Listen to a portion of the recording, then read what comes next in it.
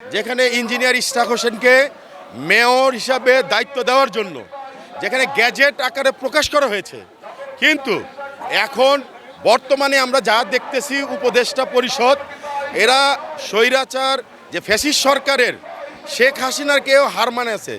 এখন দেখা যাচ্ছে যে তারা জবরদখল করে আজকে যা করতেছে যে ইঞ্জিনিয়ার ইশরাক হোসেনকে একটা পরিকল্পিতভাবে সে যাতে এই ঢাকার মেয়র হিসেবে দায়িত্ব না পায় সেটা একটা ষড়যন্ত্র। যাই হোক, এই ষড়যন্ত্র সমস্ত কিছুই আমরা নস্যাৎ করে দিব।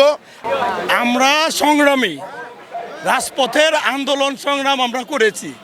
এই বাচ্চা পোলাবানদের এই যে আমাদেরকে যে ঠেকায় রাখছে ইশরাকরে, এটা হলো আননেসেসারি। আমরা এখনও ঢাকাবাসী কেউ নামে নাই, দেখেন কারো হাতে কিছু আছে নাকি? ঢাকাবাসী যেদিন নামবে ঝাড়ু আর জুতা নিয়ে, তখন কিন্তু রক্ষা হবে না, এটা সবার মনে রাখতে হবে। যেহেতু আমাদের স্বাভাবিক কার্যক্রম ব্যাহত হচ্ছে, আর অফিসিয়াল যেই লোকজন আছে তারা আগের দলীয় লোকজন রয়ে গেছে অলরেডি, তাইলে সেই কারণে পাবলিক তাদের সাধারণ সেবাটা পাচ্ছে না। এই কারণে যদি এখানে একজন মেয়র যেহেতু নির্বাচিত হয়েছে, চিটাগাংয়ে একজন দেওয়া হয়েছে, ঢাকাতে যদি মেয়রটা দিয়ে দেয় আমাদের সিটি কর্পোরেশনের বা আমাদের নাগরিকদের সেবাটা পরিপূর্ণ হবে। জনাব ইশরাক হোসেন তার ক্ষমতা বুঝে পাক।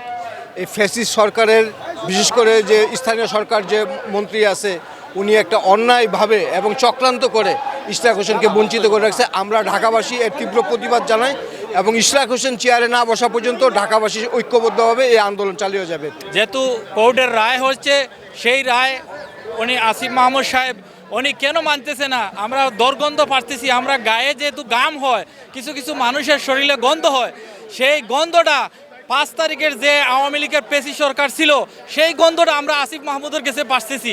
কোর্ট থেকে রায় দিয়েছেন আমাদের ইশরাককে। আমরা আজকে ঢাকাবাসী এখানে উপস্থিত হয়েছি।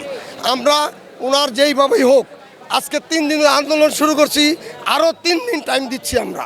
3 দিনের ভিতরে তাকে শপথ পড়াতে হবে।